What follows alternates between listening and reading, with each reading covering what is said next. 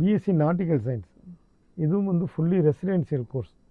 Marine படிக்கக்கூடிய ஆர்வம் உள்ளவர்கள் வந்து பிடெக் மெரைன் கிடைக்காதவங்க பிஎஸ்சி நாட்டிக்கலில் வந்து ரொம்ப விரும்புகிறாங்க. இந்த நாட்டிக்கல் சயின்ஸுக்கும் மெரைன் இன்ஜினியருக்கு என்ன வித்தியாசம்னு கேட்டோம்னா, அதில் இன்ஜின் சம்மந்தப்பட்ட படிப்புகள் நிறையா படிப்பாங்க, இல்லை நேவிகேஷன் படிக்கிறாங்க. இந்த துறையை பொறுத்தளவுக்கு நீங்கள் உள்ள நுழைகிறதுக்கு மெரைன் போலவே ஃபிசிக்ஸ், கெமிஸ்ட்ரி, மேத்ஸில் வந்து 60%, ஆங்கிலத்தில் 50% மதிப்பெண் பெற்றிருக்க வேண்டும். ஃபிசிக்கல் ஃபிட்னஸ் கட்டாயம் இருக்க வேண்டும்.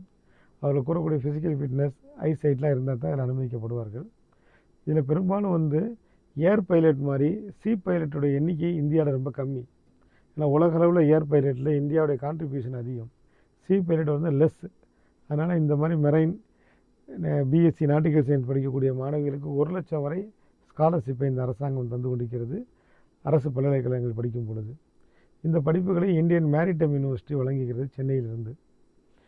இந்த படிப்பில் படிக்கக்கூடிய மாணவர்கள் 3 இயர்ஸ் ஃபுல்லி ரெசிடென்சியலாக தான் படிக்க வேண்டியது இருக்கும். நான் ரெசிடென்ஸ் கோர்ஸ் இது கிடையாது.